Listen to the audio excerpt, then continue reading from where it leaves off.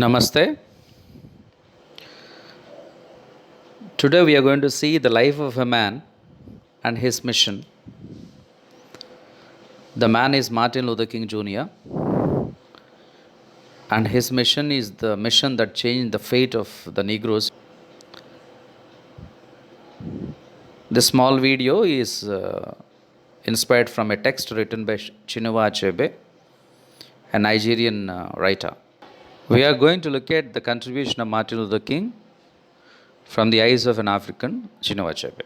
Chinua Achebe says that he had never met Martin Luther King Jr., but the King's work, his thoughts, and his death left an indelible impression in the minds of everybody. This we can understand when we observe that King had a vision of America in which the structure of racism must be challenged. Though Abraham Lincoln was the one who abolished slavery, it took about 100 years more for the Negroes to get their civil rights, thanks to Martin Luther King Jr. And in preparation for his work in America, Martin Luther King made friendship with many African leaders like Albert Luthuli, Kwame Nkrumah, etc. And he visited Ghana in 1956. The same year, he got 130 leaders to sign against apartheid.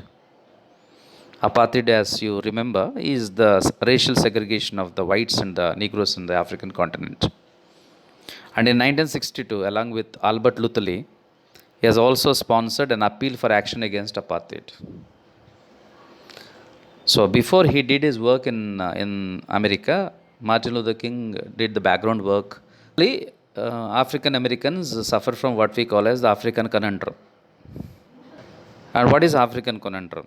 The definition of conundrum is a situation where there is no clear right answer or no good solution. So African conundrum is a concept where African Americans never felt at home at Africa. They did not know whether they actually belong to Africa or they belong to America. But Dr. King is an exception. There was a time when James Baldwin lamented that his African ancestors did nothing but sit around waiting for the white slavers to arrive. So that was a kind of situation in those days.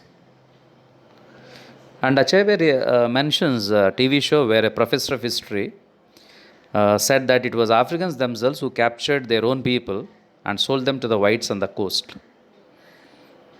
That was one view held in those days. But Chinua Achebe comes out with a mockery of the whole comment when he says that what were the whites doing on the beaches of Africa? Were they partying or holidaying on the beaches? And Thomas Jefferson, the president of America, he said that Negroes were inferior to the whites in everything except memory. And in imagination, they were dull, tasteless, and anomalous. This concept is also countered by another American, Imlay White. He said that it is very, very impossible to compare two kinds of people, two kinds of races. Here, especially in the American context, one race, the white race, is a free race, is an independent race, which has access to the free-thinking literature that was available in those days. Philosophy was available, literature was available, history was available, an independent mindset was available. On the other side, there was this Negro race, the degraded race or the enslaved race, who did not have access to this free-thinking literature. They did not know what it means to be free. They were born and brought up in the concept of slavery.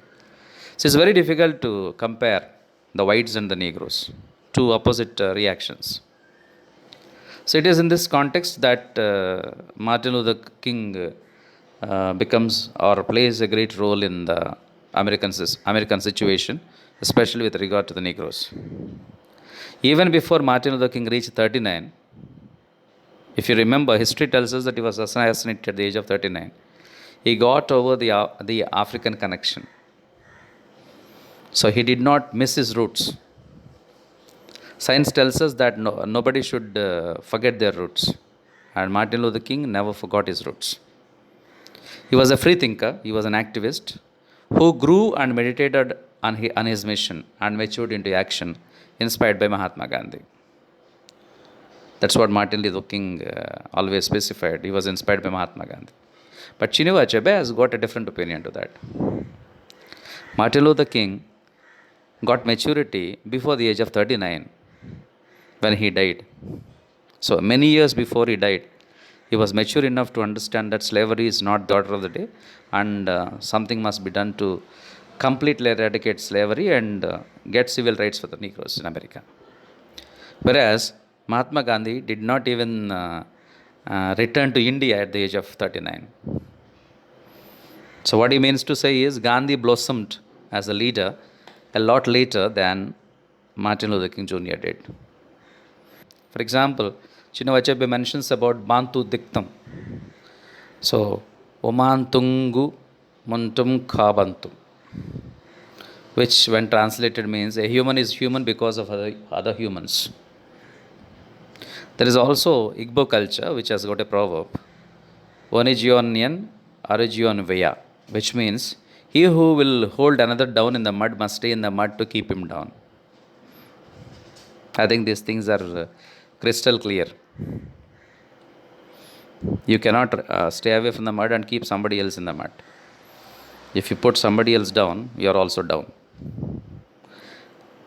So Chinua Achebe mentions probably these two principles also played a greater role in the rise of Martin Luther King as a leader. It is not merely because of Gandhi. Why is Dr. King remembered? And why is he worthy of this great honor and celebration throughout the world? And from an African point of view, Chinua Achebe says there are two things. The first thing is what he himself has achieved in his life. The second point is what Martin Luther King stands for in a long line of a people's struggle for freedom and justice in America. These are the two concepts which make Martin Luther King Jr. very great. Let's try to observe the first thing, what he himself has achieved. He was a man who struggled to conquer in himself both fear and hate. The concept of fear, the concept of hatred, he was able to win over. So he himself achieved that in his personal life, which actually helped him to fight in his struggle to get civil rights for the Negroes. And the second reason is, he is very important as a staging post in a long history of black struggle. And he is also a signpost for future battles. Okay? So there are two things. As we mentioned, the first thing is he has achieved great things in his life, and he stands for great things in a long line, and he stands for great things in a long line of a people's struggle for freedom and justice in those days, and also in the struggles of the future in many countries, just as Gandhi was able to do. Chinua Achebe, who writes this essay speaking great things about Martin Luther King Jr., also mentions about one incident involving a missionary by name Laurie Anderson, another African, rather a Kenyan, and one American. The African said, that is the Kenyan said, "To Americans, you killed our Martin Luther King Jr." And the second American replied, "Yes, I was ashamed of being an American until I remembered that Martin Luther King was an American also. He was not African. Then I was proud." So if you observe, that's the greatness of this man. It is appropriate that we celebrate Martin Luther King's achievements because he was a man who in the history of America, who in the history of Negro society, struggled to resort humanity to the oppressed and the oppressor. Remember that? He was not only able to bring humanity to the oppressed, he was also bring humanity to the oppressor by seeking their conscience. Let me end this video with a quote, a famous quote of Martin Luther King Jr. In his I Have a Dream speech, he mentions this very eloquently. I have a dream that one day on the red hills of Georgia, sons of former slaves and the sons of former slave owners will they be able to sit down together at the table of brotherhood. I have a dream that one day even the state of Mississippi, a state sweltering with the heat of injustice, sweltering with the heat of oppression, be transformed into an oasis of freedom and justice. I have a dream that my four little children will one day live in a nation where they will not be judged by the color of their skin, but by the content of their character. I have a dream